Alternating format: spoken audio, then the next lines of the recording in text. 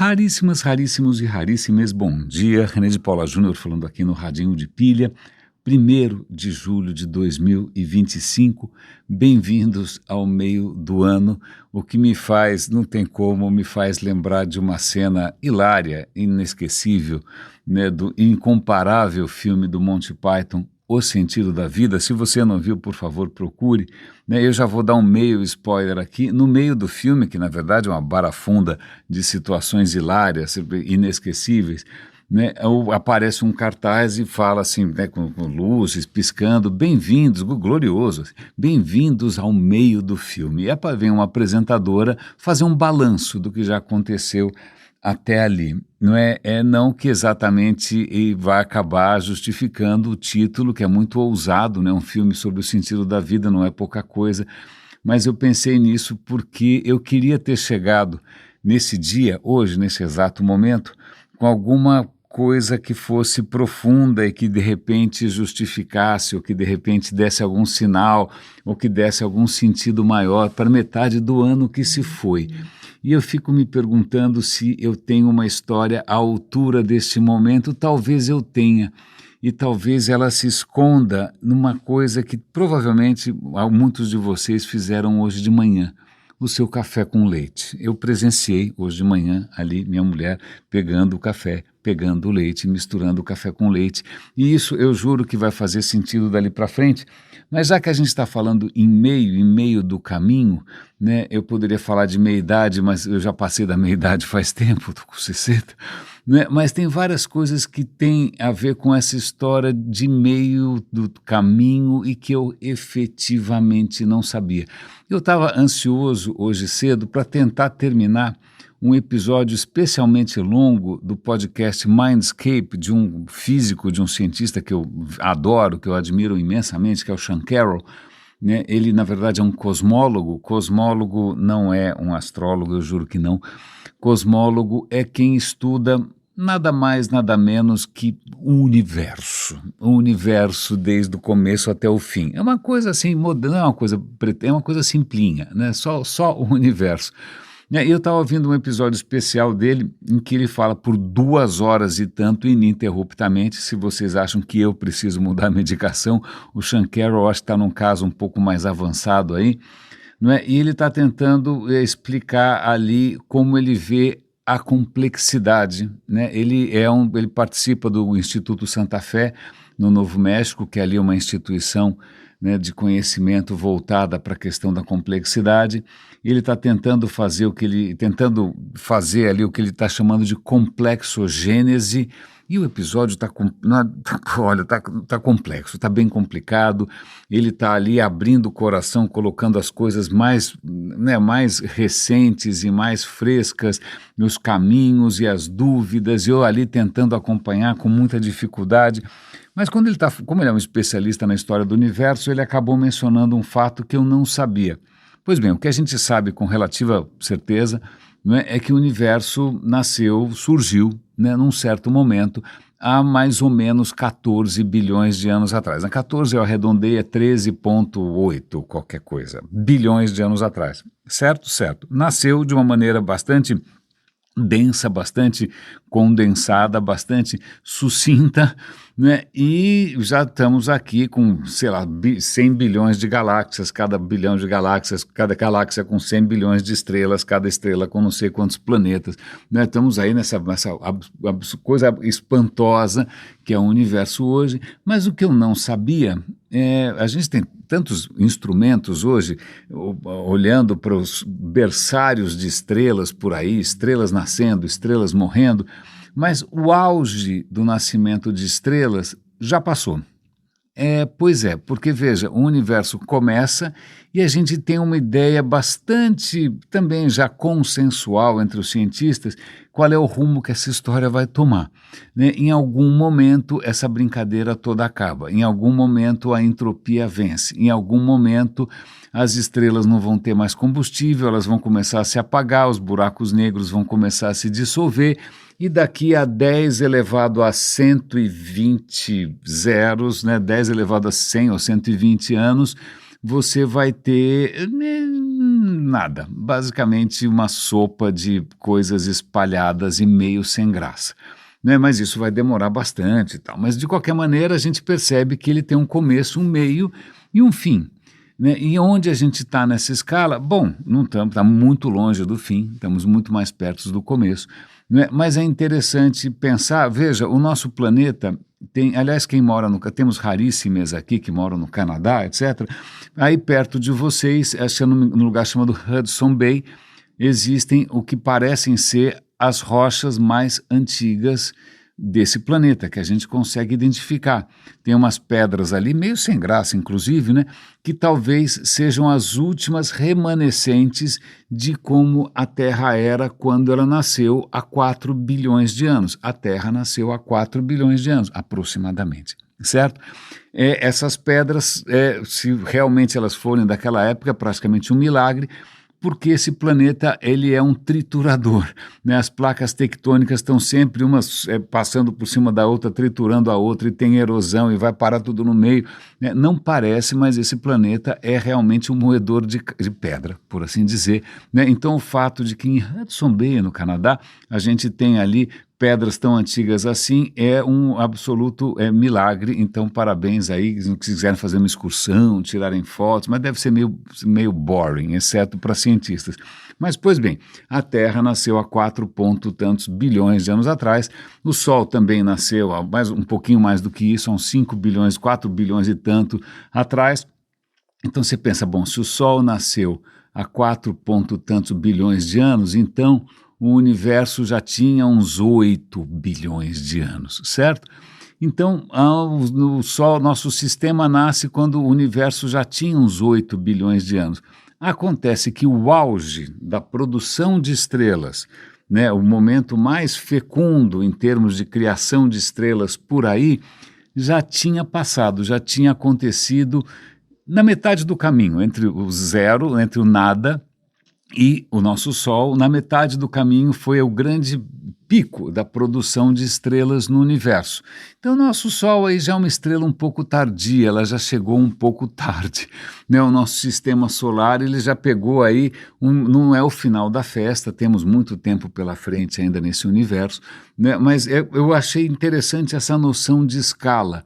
Né, a gente olha esse céu absolutamente espantoso e a gente pensa, puxa, então quer dizer que a gente está pegando aqui já meio final dos fogos de artifício.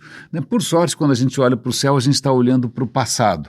Então a gente ainda tem aí, ainda está assistindo meio em tempo real uma coisa que já passou e que vai devagarinho tomando outro rumo. Mas a gente não precisa ficar desanimado, né, porque afinal nosso sistema solar já nasceu meio no final da festa, porque tem uma coisa que aparentemente evolui, ou pelo menos cresce, num ritmo diferente, e é a noção de complexidade. Eu não vou definir aqui complexidade, porque nem o Sean Carroll consegue definir direito o que é complexidade, né? É uma questão que tem inúmeras abordagens possíveis, mas a gente pode ir pela abordagem intuitiva.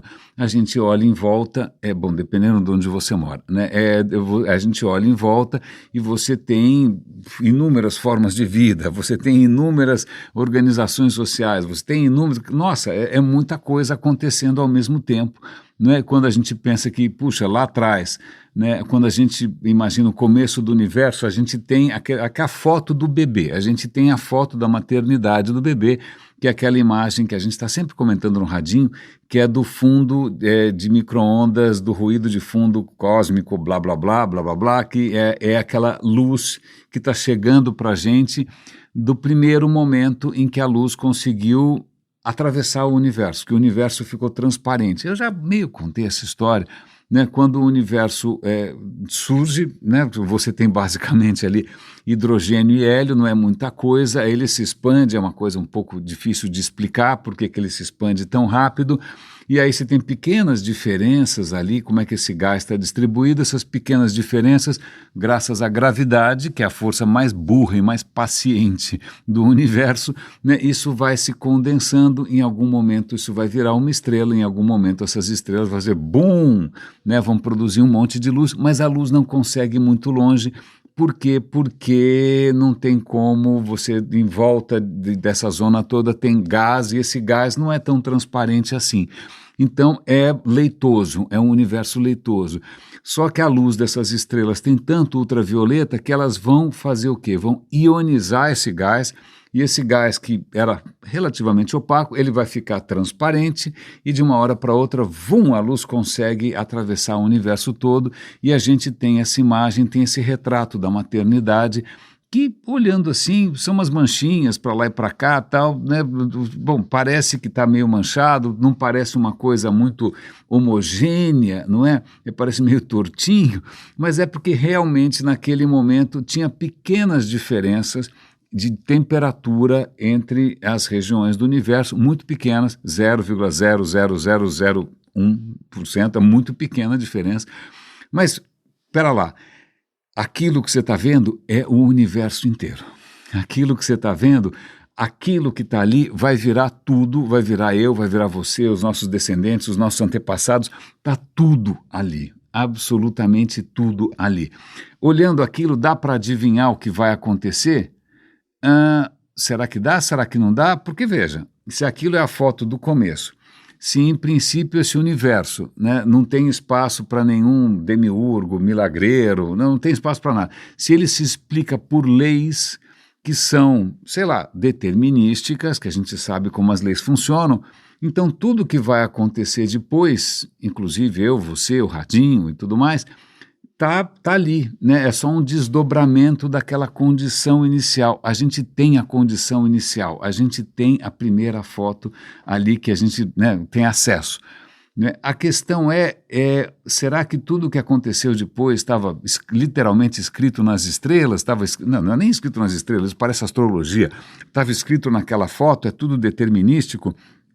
Então, essa é uma questão fascinante, porque surge a questão da complexidade, e, em princípio, a complexidade parece muito difícil de você prever, tem teoria do caos, aí tem física quântica, tem essa confusão toda. Mil perdões, mais uma vez, o acaso, o imponderável, né, se interfere com a nossa conversa, o interfone tocou novamente, né, mas quem sabe isso estava previsto lá naquela imagem inicial do universo, ou será que não? Mas tem uma questão, voltando aqui para o nosso café da manhã, né, tem uma questão que o nosso café da manhã, aquele gesto tão cotidiano, tão inocente de preparar um café com leite, ou um pingado, se poderia chamar, não é? Ele esconde algumas coisas que são muito provocativas, porque veja, você tem um estado inicial que é café e leite, ok? Simples. E aí você tem o estado final, que é o café com leite misturado, certo? Que até parece uma outra coisa muito diferente. Até o que acontece no meio, quando você mistura, é uma encrenca do ponto de vista físico e matemático, porque ali você tem coisas que são aparentemente irreversíveis, né? Depois que o café está misturado, você não consegue desmisturar, né? Depois que um ovo cozinhou, você não consegue descozinhar. Depois que o cristal quebrou, você não consegue desquebrar. Primeiro, acontece um processo irreversível. Segundo, é um processo de uma complexidade. Se você olhar aquilo em câmera lenta, se você olhar com um microscópio, aquilo parece furacões e torvelinhos e redemoinhos, é uma coisa aparentemente caótica, certo? Certo. Só que, no final, quando você olha, é tudo bastante indiferenciado. E aí vem uma questão muito interessante da complexidade, que é o seguinte, quando a gente olha o universo pela entropia, que normalmente a gente costuma associar, sei lá, à desorganização, né? O universo começou, em princípio, num estado muito organizado, né? Muito denso, muito fechadinho ali, e ele vai terminar numa coisa completamente indiferenciada, uma entropia altíssima, super desorganizado, né? Não tem nem mais para onde ir, né? Aí você fala, bom, nada de um lado, uma coisa sem graça do outro, mas a complexidade é o que acontece no meio do caminho, né? A complexidade, ela aumenta, mas depois ela pode diminuir. Então, são coisas que têm aparentemente um caminho que é completamente difícil da gente assimilar, né? Se de repente as leis da física levam para isso, para indiferenciação, como é que surge a complexidade, o que define a complexidade. Ainda mais porque, vamos imaginar uma coisa absolutamente, sei lá, intratável, uma sequência de números completamente aleatórios. Tá? Se você pegar números que são completamente aleatórios, um não tem nada a ver com o outro, certo? Então, se eu quiser contar para você, olha, aqui tem um saquinho com 1 milhão de números aleatórios, você fala, bom, resume aí, não tem como resumir, cada um é cada um tal. Mas se eles são 100% aleatórios, se você pegar de 100 em 100 e tirar a média vai dar sempre mais ou menos a mesma, porque já que é aleatório, a média é mais ou menos a mesma. Então, se você tirar a média praticamente não muda, é como se não saísse do lugar, é como se você olhasse, sei lá, olhasse lá o seu café com leite, você olha, olhando por cima parece um café com leite absolutamente inocente, não está acontecendo nada, mas se você olhar no microscópio, as moléculas estão lá que nem umas loucas no movimento browniano, que é um movimento completamente aleatório, né? É absolutamente aleatório, é completamente imprevisível, mas na média é só café com leite, né? Mas nós estamos num momento do universo, felizmente, onde ainda não somos café com leite, ainda não somos o nada, já não somos mais aquele estado inicial, né? É lógico, a gente já perdeu a grande era, né? O grande festival de criação de estrelas, mas a gente ainda está aqui num momento bastante propício, ainda mais nesse planeta, né? Que nesses 4 bilhões de anos, quanta coisa aconteceu, né? O começo do planeta era absolutamente inóspito, ninguém poderia dizer o que iria acontecer logo na sequência, a gente tem a complexidade da vida surgindo e se multiplicando e acaba transformando o planeta, a vida transforma o planeta, né? Não é só a vida se desenvolve no planeta, a vida muda o planeta, a vida gera oxigênio, o oxigênio muda não sei o que lá, as árvores fazem erosão, as árvores fazem com que os continentes de pedra virem terra, a terra vira o oceano, né? O planeta não é mais o mesmo porque ele tem a vida ali.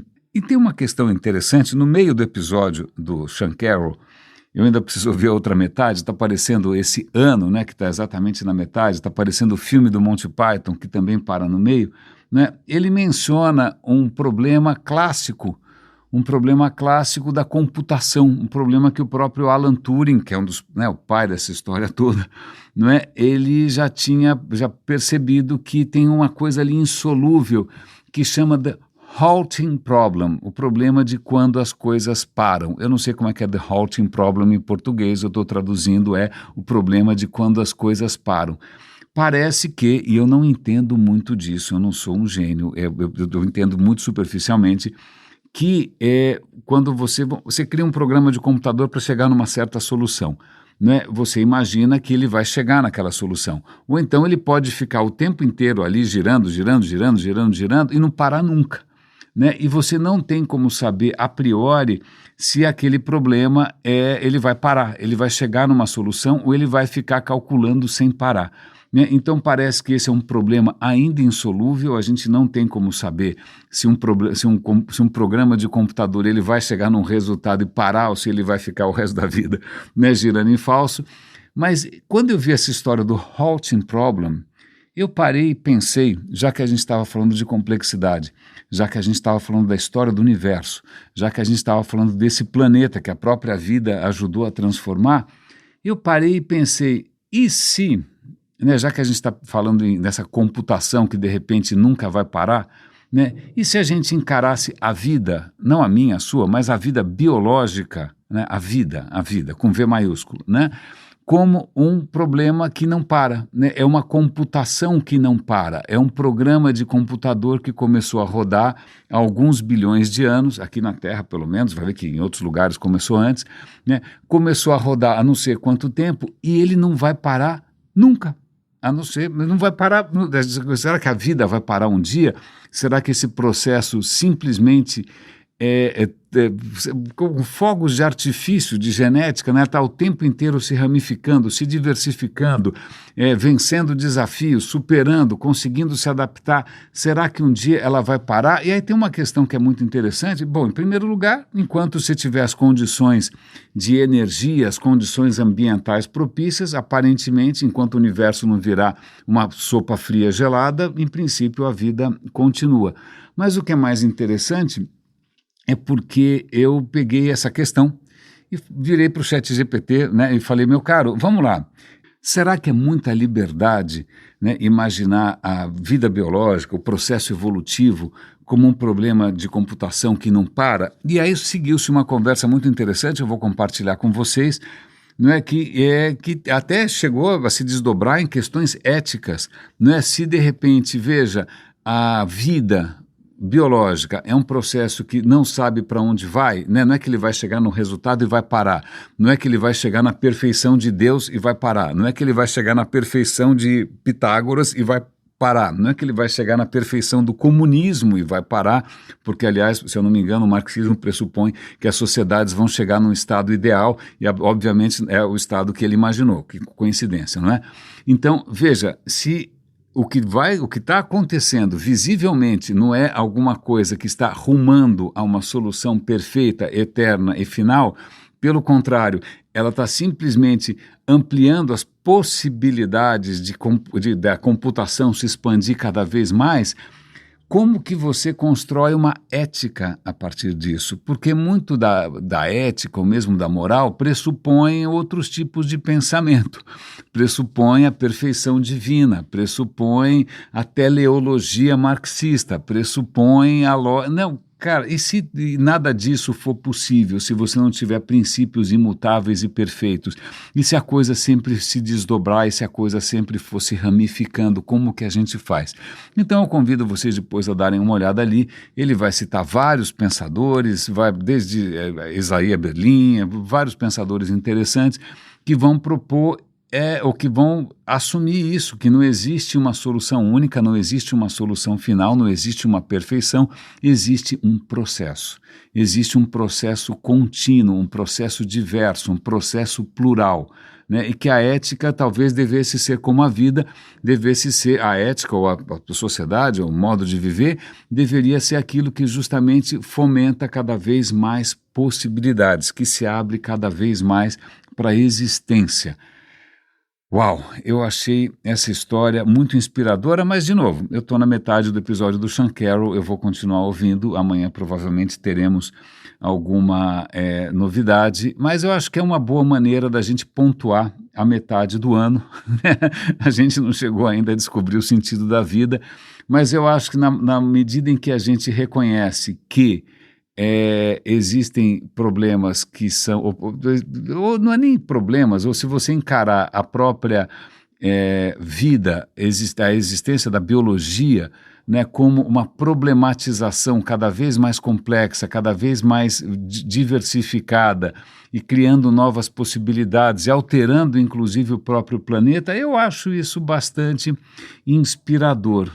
Tem até uma outra pista aqui que também inspirou a própria Sabine Rosenfelder, porque quando eu falei para vocês que quando você mistura ali o café, né, é uma coisa que é irreversível, que isso do ponto de vista científico, matemático, é muito difícil de você explicar, né, saiu um paper que ainda não foi revisto, mas parece que é um paper bastante sólido, que aparentemente resolve uma parte de um problema proposto por David Hilbert no começo do século passado.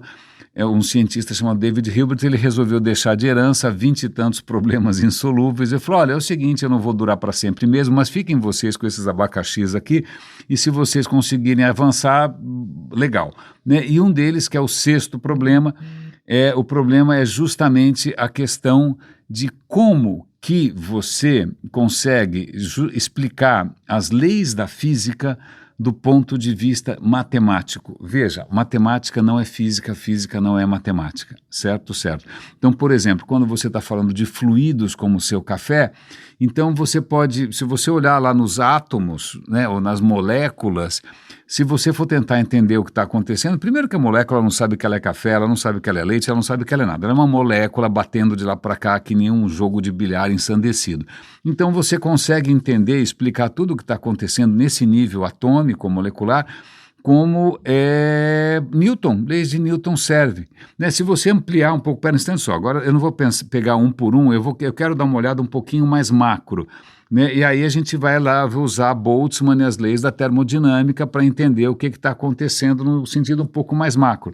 Mas veja, se você prestar atenção, aquilo é um fluido, né? O fluido tem um comportamento muito peculiar, né? Ele escorre, por exemplo, né? Espera-se que sim, não é? Ele tem um comportamento que tem leis próprias, são as leis de Navier-Stokes, de Euler, né? Então, como eu infelizmente já fiz mecânica dos fluidos na faculdade, eu lembro que era um troço meio cabeludo, mas veja, são 3 níveis de explicação, cada nível de explicação usa leis completamente diferentes. E a questão o que conecta uma coisa com a outra? Como é que você consegue explicar o fluido a partir da coisa lá embaixo, no nível mais elementar? Não tinha uma ponte muito clara. A gente sabia que a cada nível as leis funcionam, mas como é que você conecta? E aparentemente matemáticos conseguiram fazer uma prova bastante complexa que conseguem fazer essa ponte, que conseguem, de uma coisa muito fundamental, muito elementar, conseguem deduzir, conseguem criar as leis do comportamento mais complexo. Isso acabou de sair, isso é muito novo, isso é muito promissor.